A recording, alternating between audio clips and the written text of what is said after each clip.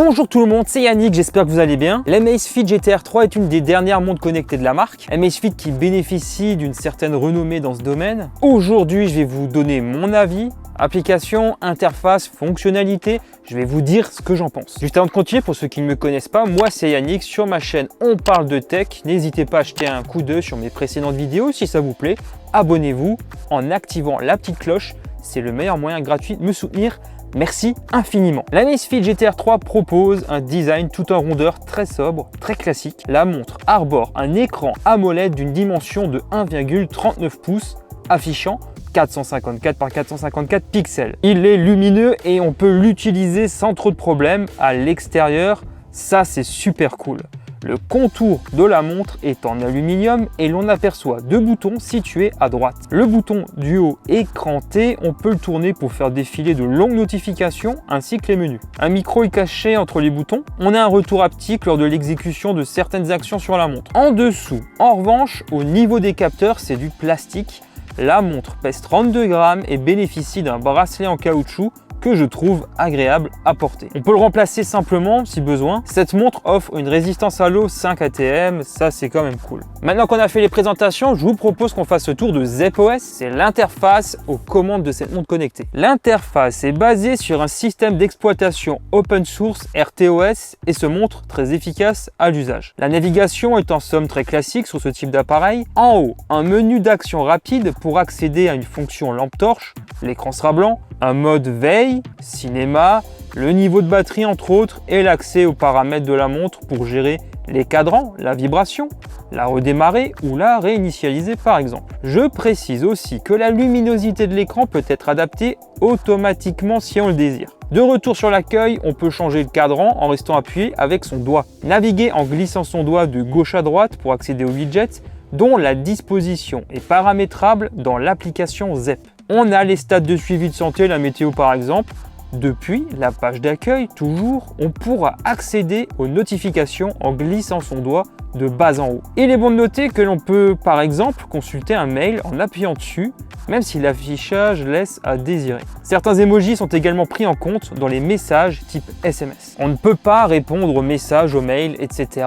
Je tiens à le préciser. Ça, c'est clairement un petit peu dommage. Le bouton du haut nous permet d'accéder aux fonctionnalités de santé lorsque l'on appuie dessus. On peut lancer une vérification de santé qui va mesurer plusieurs choses, SpO2, fréquence cardiaque, etc. Cela prend un peu moins d'une minute pour en connaître le résultat. D'en plus, on aura accès à des fonctionnalités secondaires intéressantes. Une boussole, un altimètre, chronomètre et compte à rebours. Je vous montre un peu tout à l'écran pour que vous puissiez en avoir un bref aperçu. Le bouton secondaire permettra de lancer une activité sportive. Et il y en a en tout 150 qui sont pris en charge. Ça vous en fait un paquet.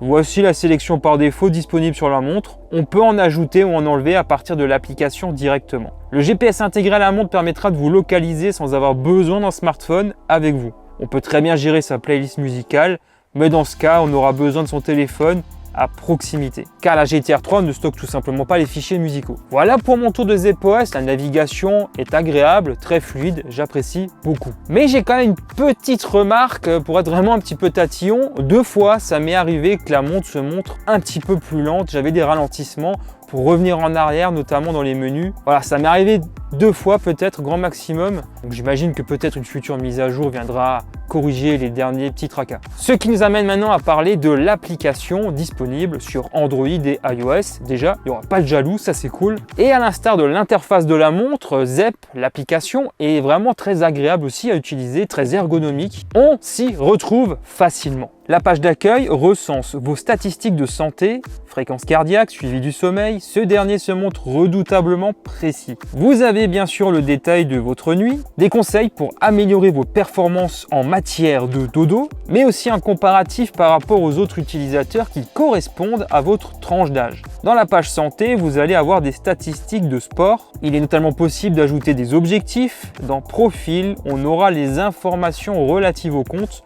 Zep permet d'associer des comptes tiers tels que Google Fit, Strava et Amazon Alexa entre autres sur laquelle je vais revenir. Lorsque l'on sélectionne la montre, on va pouvoir interagir avec. Dans Store, on pourra télécharger de nouveaux cadrans, il y en a des tonnes disponibles.